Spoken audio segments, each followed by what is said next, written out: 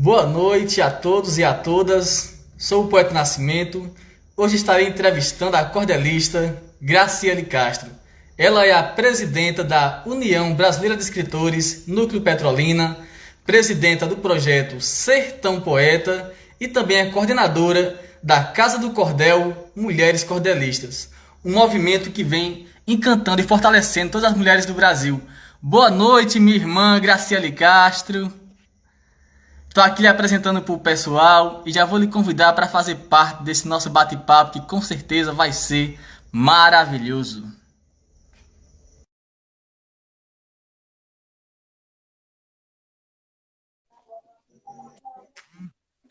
Boa Boa noite! noite! E aí, tudo bem? Só ouro, graças a Deus. E agora vendo aqui sua presença, melhor ainda. Eita, coisa boa! E aí? Estava lhe apresentando aqui para o pessoal. Você, uma mulher bastante ativa, né, na área da literatura e do cordel. Presidenta da União Brasileira de Escritores, presidenta do projeto Sertão Poeta e coordenadora da Casa do Cordel Mulheres Cordelistas, que é um projeto assim belíssimo que vem dando força para várias mulheres aqui no Brasil, não é? Exatamente. É bem importante trazer essa visibilidade feminina e também aqui no nosso Vale do São Francisco, né, fortalecer os artistas, principalmente os escritores. Essa união aí é importante, essas mãos dadas, né? Todo mundo de mãos dadas, assim a gente vai trilhando o nosso caminho com muita força e buscando os nossos espaços, né? A gente como escritor e escritora, a gente busca muito isso.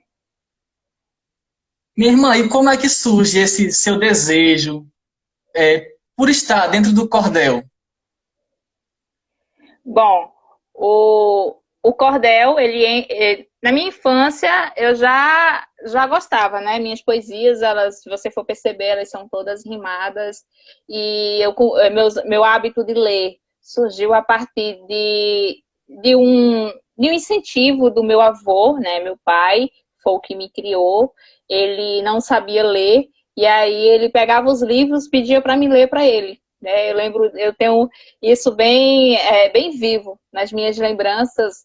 Na época a gente morava ali no Jardim Maravilha, sentava lá no alpendre e ficava lendo as histórias para eles. E com o tempo eu fui morar no Recife e lá eu tive esse encontro com o cordel. Tive na presença de grandes cordelistas, Chico Pedrosa, GC Quirino, Alan Salles, Esperantivo, Damião Andrade, enfim, uma infinidade de cordelistas de mão cheia. Mas interessante, né? Essa questão da família no incentivo. E a gente Exato. sabe assim que o cordel, assim, ele por muito tempo ele foi visto assim como uma área dominada por homens. Mas a gente sabe também assim que tiveram grandes mulheres que fizeram com que o cordel ganhasse nome também. Não simplesmente só participaram do cordel, mas como também elevaram o nome do cordel. E eu acho que ninguém melhor do que você que vem estudando há bastante tempo sobre essa área para falar um pouco isso para a gente.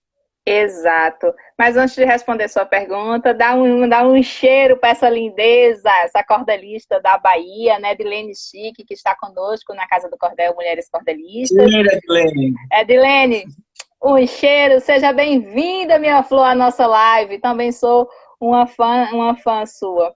Então, a visibilidade feminina, né, surge a partir de inquietações. Em 1938, quando a gente tem a primeira cordelista, né, a Maria das Neves Batista Pimentel, ela que o pai é cordelista, era cordelista, né? O marido era cordelista. Era impossível, de algum meio, Maria das Neves não se envolver com a literatura, porque quando você convive, você às vezes acaba criando um gosto, né? E aí Maria das Neves, ela publica, né? Ela escreve seu cordel e se ousa mesmo a publicar, mesmo sabendo que mulher na época não tinha nome, não tinha vez, não tinha mercado, não podia estar em feira. E para ela publicar, ela passa por uma situação que eu, particularmente, eu nem penso nisso, né? Porque é algo muito constrangedor. Porque Maria das Neves, quando ela publica seu cordel, Maria das Neves, ela assina com o nome de seu esposo. Altino Alagoano, porque mulher não tinha nome. Nome e sobrenome para mulher não existia no cordel. Não só no cordel, na parte escrita, como também as cantadoras, né? Século XIX, quando Leandro Gomes de Barros traz a parte da edição, né, dos folhetos, quando o Leandro traz essa publicação dos folhetos, vem, né, com a edição do pai do cordel, Leandro Gomes de Barros, já existia também cantadoras, só que muita pouca coisa se fala, muita pouca coisa se conhece devido à falta de registro e também, como sempre, naquelas épocas, mulher não tinha vez, mulher não tinha espaço, mas tivemos duas grandes cantadoras, né? A Maria do Riachão e a Rita Medeiros. Inclusive, a Maria do Riachão, eu adoro a história da Maria do Riachão, porque tem um artigo, e essas informações vocês vão encontrar num artigo chamado Mulheres Cordelistas, de Doralice Alves, do ano de 2006. Né? E ela traz essa parte, já é uma pesquisa que ela conseguiu adquirir já de um outro pesquisador, que ele espana mesmo sobre esse assunto. E aí, Maria do Riachão, ela lança o desafio. O cara que ganhar dela na cantoria, ganha o coração dela. E aí, ninguém nunca se ouviu falar de Maria do Riachão casar, né?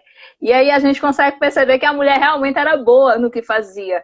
Né? E no século XX tivemos essa passagem com Maria das Neves Batista Pimentel, né, que é nossa pioneira na publicação, que abre as portas, que também eu fico pensando, né, meu irmão Nascimento, quantas Maria das Neves não existiu, né? A gente tem um registro de Maria das Neves Batista Pimentel, mas quantas mulheres não existiu publicando o seu cordel, mas quem assinava era seu marido, era um vizinho, um conhecido, enfim, né? Alguém próximo, alguém que admirava a escrita, porque a gente não tem registro.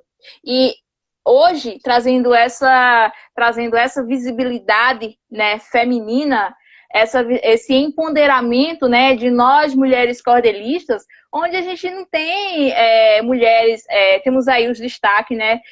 Vou aqui destacar quatro cordelistas que têm uma trajetória muito grande na literatura de cordel, principalmente da década de 90, que é a Fanca Santos, a Dalinha Catunda, a Salete Maria, a Josenila Cerda.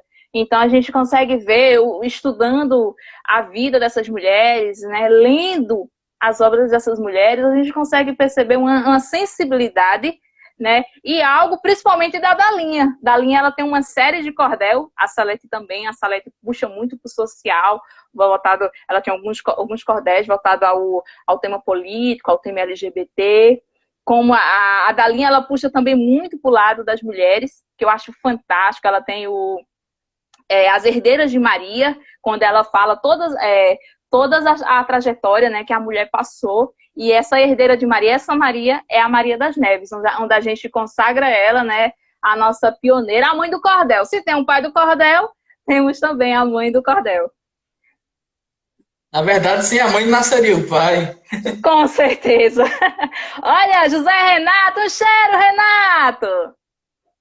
Celina Ferro, Ana Rita Costa, Antônio Veronaldo entrou aí também. Eita, um cheiro no coração de cada um. Só gente boa aí entrando. Não é? E a Casa do Cordel, Graciela? Casa do Cordel Mulheres Cordelistas. Essa casa que vem assim, expandindo, né? E mostrando o trabalho de várias mulheres que algumas eu, assim, sinceramente dizer, eu nem conhecia, mas acompanhando as lives que você vem fazendo, eu venho me cantando a cada dia mais. Como é esse papel da Casa do Cordel Mulheres Cordelistas no incentivo geral para as mulheres estar expondo seu trabalho? Qual a importância que ela tem? Então, Mulheres Cordelistas é uma união onde nós, mulheres, né, com foco na literatura de cordel, seja ela amadora, leitora, que está com interesse em escrever, né, a gente temos um grupo e a gente se fortalece com as lives, como vocês podem estar também acompanhando, né, onde elas falam das experiências delas. E aí vai variar, seja das nossas cordelistas mirins. Tivemos a live com a Francine Maria, com a Clara, agora dia 30, né, com a Clarinha Bezerra. Clara, ela é fantástica, ela tem 13 anos de idade e é um espetáculo, principalmente nos martelos, né, da literatura de cordel. Os martelos são estrofes de 10 versos. E aí a gente consegue ver, né, o entusiasmo que essas mulheres têm, né, e a força que a gente dá é justamente essa, incentivar que elas mostrem seus trabalhos, que outras pessoas conhecem os seus trabalhos, porque, assim, uma coisa que a gente vem batendo muito em questão é que, tipo, a gente, mulheres, principalmente na área foco na área do cordel, gente, porque é a minha área, principalmente na área do cordel, a gente vem fazendo um movimento para, tipo, adquirir esses espaços, porque, tipo, espaço em bienais ainda voltado para mulheres, o espaço é pequeno, né? Não é como a gente, tipo, ter cadeira sobrando, né? Ainda os espaços são pequenos, a gente consegue ver isso claramente quando vamos a uma bienal, né? São poucas mulheres que estão presentes. E o interessante é que isso seja mais amplo. Na questão também de algumas editoras ou de alguns eventos, eu já presenciei eventos, né, onde tem, infelizmente, ainda temos o preconceito, né, entre aspas, de alguns poetas, que deixa a mulher para o segundo plano. Olha, vamos chamar o poeta tal. Se o poeta tal não vier, bora chamar a poetisa que está sentada ali. Bom, isso é uma desvalorização imensa, porque se o poeta tal vem, pronto, a poetisa que está ali, chama ela também, vai os dois.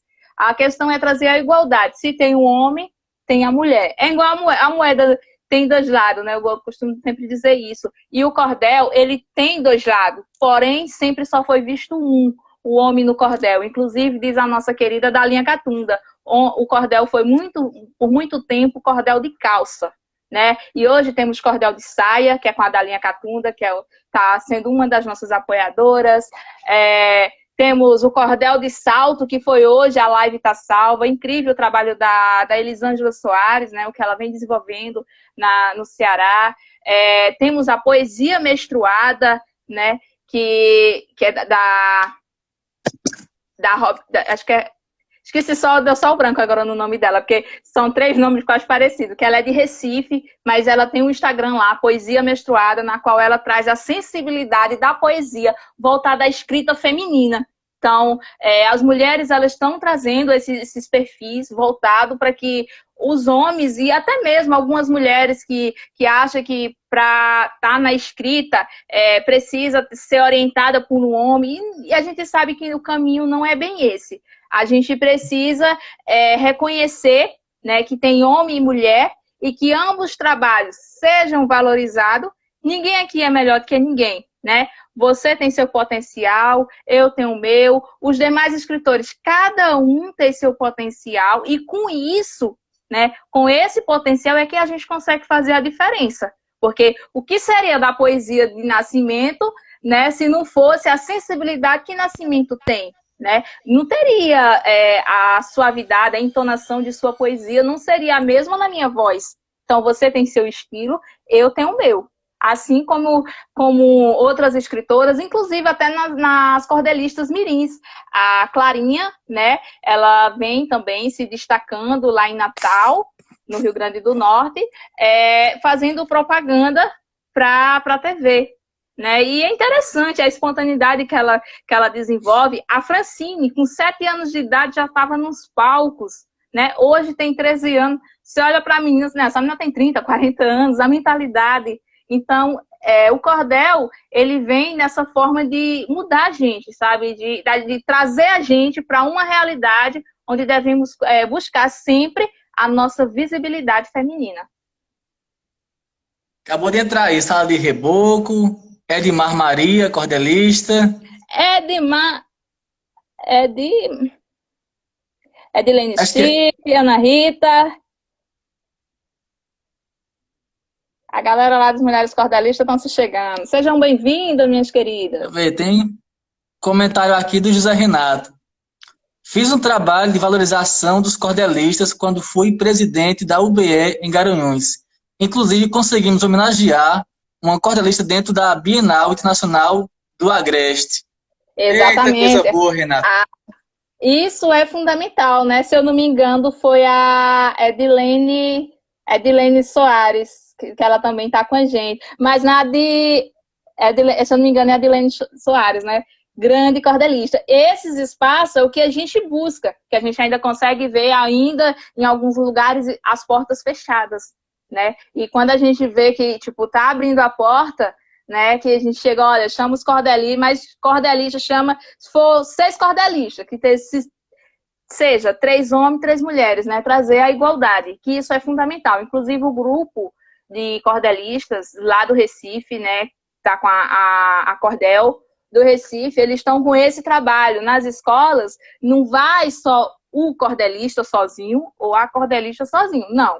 Se vai o homem, tem que ir a mulher. Então anda sempre o casal, né? Que aí a gente consegue mostrar, né, para as nossas crianças a igualdade, a equidade, e que o cordel tirar essa construção que as pessoas têm, que o cordel por muito tempo, né, foi de calça, e que algumas pessoas ainda pensam que é assim.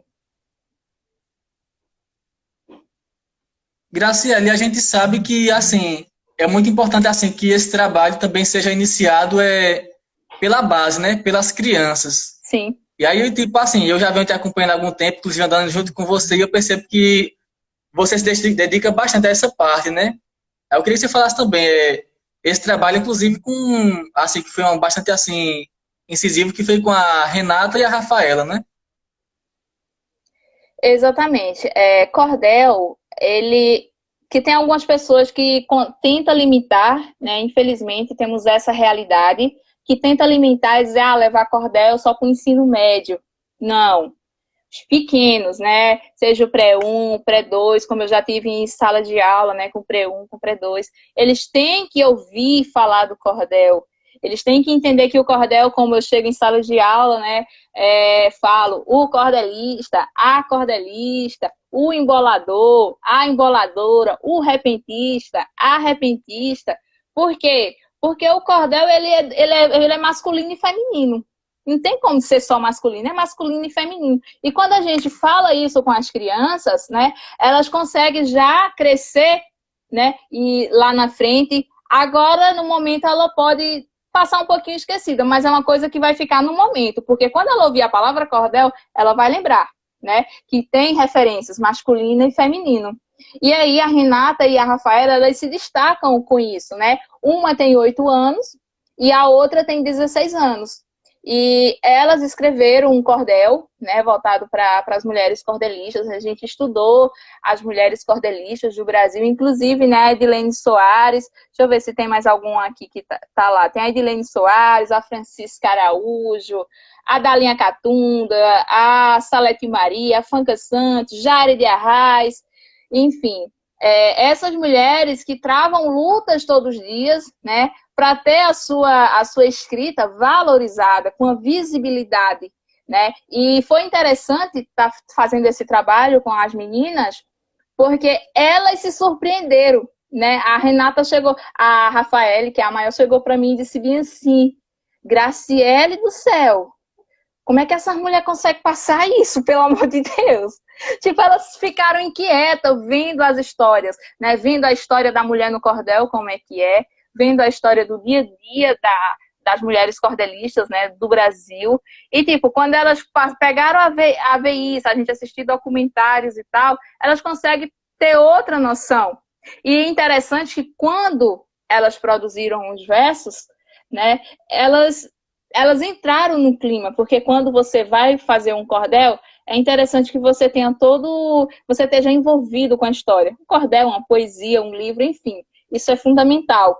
E aí, levar esse momento para elas foi interessante devido a isso. Foi tão do jeito que a Renata, pequenininha, ela conseguiu fazer 5 estrofes, né? E ela disse assim, não estou conseguindo. Eu disse, você quer desenhar? Ela, quero. E aí, ela desenhou todo o livro. Todo o livro.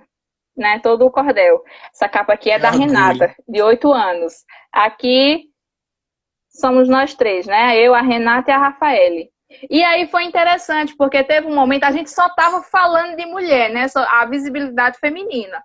Lógico, logo no começo fiz a citação dos poetas, né? Leandro Gomes de Barro, Martins de Ataíde, recentemente, né, tivemos aí o Patativa do Assaré, entre outros nomes masculinos que fizeram grandes movimentos na literatura de cordel. Mas aí o nosso foco mesmo era as mulheres. E aí eu falei, né? Eu disse, ó, a gente vai fazer o cordel sobre as mulheres e eu quero que você desenhe um repentista. Aí ela olhou pra mim, a gente já tinha estudado toda a história, ela olhou pra mim assim, a Renata, né? Eu disse, oh, Ciele, meu apelido é Ciela. Eu sou Ciele. A gente falando de mulher, da gente. Você acha que eu vou desenhar um repente? Eu posso desenhar em outro momento, mas eu vou dar vez agora para a mulher. E aí ela fez esse desenho, ó. Uhum. Ela desenhou uma mulher segurando uma viola. Que aí a gente está acostumado a ver o homem segurando a viola.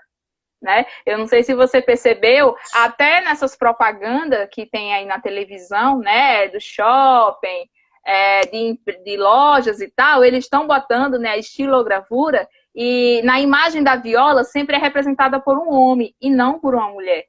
Né? Então é uma coisa também que a gente tenta trazer, tipo assim, os dois lados, tem um homem, mas que coloque a mulher também, justamente para dar essa visibilidade maior.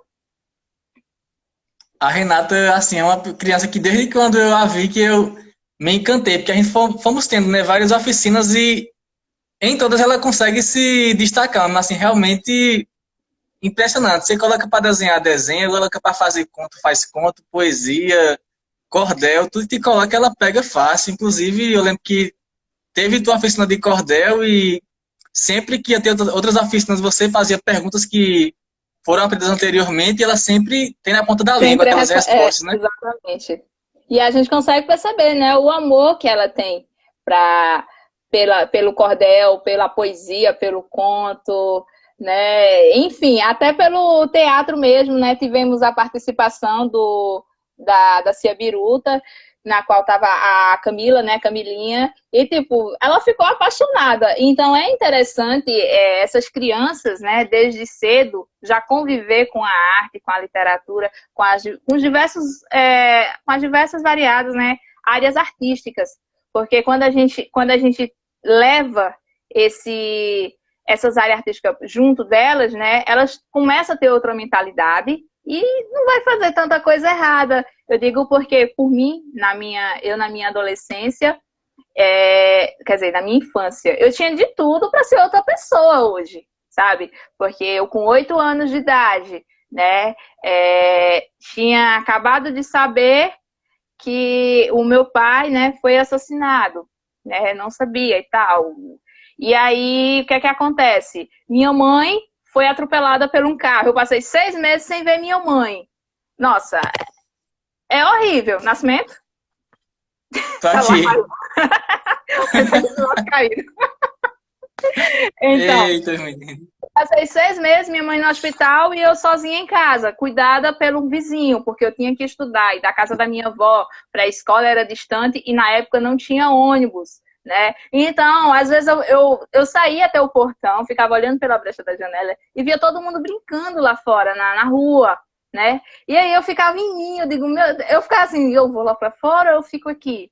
Eu vou lá. Aí eu disse, não, eu vou ficar aqui. E às vezes, tipo, em algum momento, me dava aquela vontade louca, sabe? De escrever, de riscar. Às vezes eu escrevia uma palavra, riscava. Aí depois escrevia novamente para tentar me acalmar.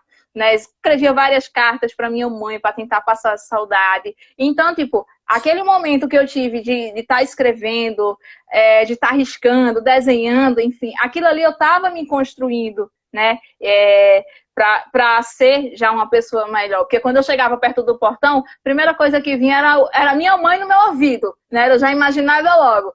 Minha filha, não vá para a rua não tem nada para te oferecer, né? E tipo que, em certas situações, eu presenciei várias coisas desagradáveis. Então eu digo, não, o que eu gosto mesmo é de escrever. Então eu chegava da escola, tomava meu banho, pronto, deitava na cama da minha mãe e começava a escrever.